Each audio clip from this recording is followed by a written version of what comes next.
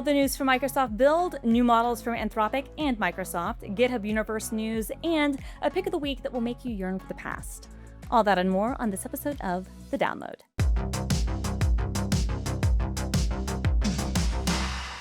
Welcome back to another episode of The Download. I'm your host, Christina Warren, Senior Developer Advocate at GitHub, and this is the show where we cover the latest developer news and open source projects. Please like and subscribe. Now, there is tons of news this week, including some stuff that broke as I was recording this video, so let's go ahead and get into it. Microsoft Build was last week. Notice my jacket.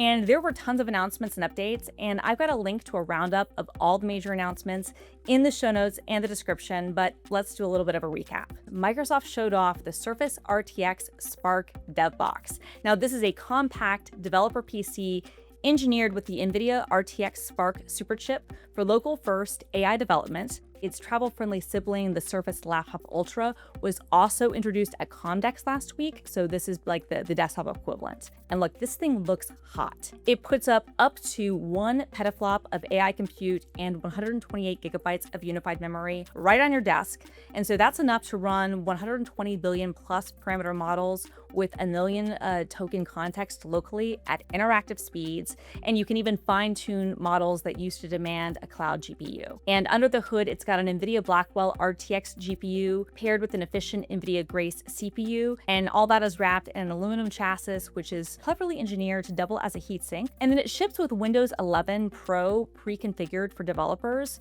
You know, dark theme is on. You've got like PowerShell 7 set as your default shell, VS Code, GitHub Copilot, Git, Python, Node, and it'll be available later this year in the United States exclusively on Microsoft.com. Now, speaking of Windows, during the Build keynote, Kayla showed off some new developer experiences in Windows 11.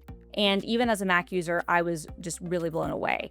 One of my favorite features is that Core Utils is now coming to Windows. And this is actually a Microsoft-maintained build of Core Utils. So this is 75 command line utilities like env, head, tail, touch, and these are now going to be available inside Windows. And so this is really great if you're used to working on a Mac or a Linux system and you're annoyed that your tools don't always exist on Windows, especially, if you're using Windows tools, where you might want to take advantage of some more powerful hardware. Kayla also showed off a preview of the Intelligent Terminal, an open source experimental fork of Windows Terminal, and this has native agent integration. And so I've got a link to the GitHub repos for Core Utils and the Intelligent Terminal in the show notes, as well as a link to a cool Windows developer script that will get you from a fresh Windows install to a fully configured dev box with just one command. Now, GitHub was also at Microsoft Build, and Cassidy, we love Cassidy, she showed off the new GitHub Copilot desktop app, and this is now an expanded technical preview, and so it's available to all existing Copilot Pro, Pro Plus, Business, and Enterprise customers. Now, if you have not had a chance to use the Copilot app yet, you definitely should, because it's really, really fantastic. It's an agent-native dev experience, and it has actually become my favorite service to do work from. So every session that you work on runs in its own isolated Git work tree, so you never have to worry about agents stepping on each other's toes, which is great. And updates are happening all the time, but there's some big new features that are now available in the app, including canvases. And canvases are bi-directional workspaces or work surfaces rather, for humans and agents. And so an agent will update the work, and you can edit, reorder, approve, or redirect it on the same surface, turning intent into inspectable work. And there's some other big features in the latest Copilot app release too, including support for voice conversations. So you can use the on-device speech-to-text to talk to Copilot, and this is the same way that it works on the Copilot CLI. And speaking of the Copilot CLI, sessions that you start in the Copilot CLI will now appear in the My Work view in the Copilot app. So both services will show you the same source of truth. I love that. And there were some more announcements from Microsoft Build too, including cloud and local sandboxes and GitHub Copilot. This has actually been one of my most requested features, because my fear always when I do a lot of agentic work on my machines is that I'm giving it access to do things that maybe it will delete or do stuff that I don't want it to do. And so a sandboxed Copilot experience will basically provide isolated environments for Copilot's tool execution locally, as well as fully isolated sandboxes hosted by GitHub. And more details about that are in the show notes. Microsoft AI also announced a slew of new models, including MAI Code 1 Flash, which is now available inside GitHub Copilot. And this is Microsoft's latest small-tier coding model, and it's the first of a new wave of purpose-built coding models from Microsoft designed and tuned specifically for GitHub Copilot. MAI Code 1 Flash delivers best-in-class quality for its size, outperforming other small models, and it's been rolling out to GitHub Copilot First in VS Code, to Copilot Free, Student Pro, Pro Plus, and Max plans. Moving on from Microsoft Build, GitHub Universe will be back in the fall, October 28th and 29th at the Fort Mason Center in San Francisco. And we're cooking up some new stuff for this year, including new lightweight talks with time for built-in for Q&A and a bigger open source zone, which we're just going to be calling the source. And until July 9th, if you register early, you can get a pass at our super early bird discount, which are our best prices of the year. I'm biased, but GitHub Universe is always my favorite event of the entire year, and we can't wait to see you there.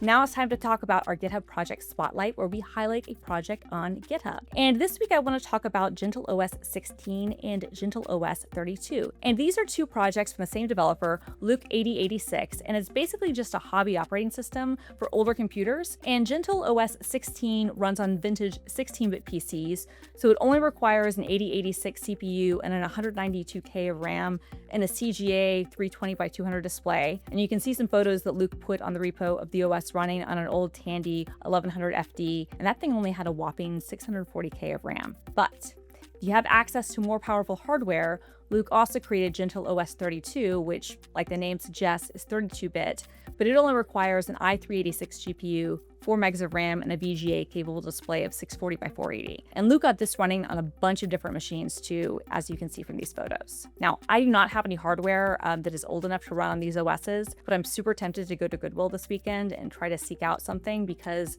I'm totally gagged by how cool this project is. And now it's the news that broke literally as I was recording this episode. Anthropic has released Claude Fable 5, which is a Mythos class model that they claim they've made safe for general use. And Mythos, if you're not familiar, is what Anthropic is deeming a tier above the Opus class of models. Now, the first Mythos model was Claude Mythos Preview, and it was only released to certain companies and researchers as part of their defensive security work, basically so they could use the model and then address potential security issues. And Claude Fable 5 is basically the version of that, but for regular people. And then Anthropic said they made some adjustments on the safety end. And Claude Fable 5 is designed for long horizon autonomous coding and knowledge work tasks. At GitHub, in our internal benchmarks on autonomous coding workflows, Fable 5 completed equivalent work with fewer tool calls and lower token consumption than previous Opus tier models. It is now available in GitHub Copilot, but there are a couple of things that you want to keep in mind. Unlike other Claude models in GitHub Copilot, Claude Fable 5 requires data retention to operate Anthropic safety classifiers. And so Anthropic will retain prompts and outputs for up to 30 days to operate safety classifiers that detect harmful or abusive use. And then after 30 days, they delete the prompts and the outputs. Retained data is not used to train Anthropic's models, but we just want to point this out. And look, I'm not going to lie to you. The API pricing on Fable 5 is expensive. It costs twice as much as Opus 4.8, which was already expensive, and so that means it is $10 per million token input and $50 per million token output. So again, this is not a model that you're going to want to use for day-to-day tasks, but for specific workflows, long-running stuff. Or if you're really, really rich, our early testing is really positive. So let me know what you think of it and the pricing that Anthropic has set in the comments down below.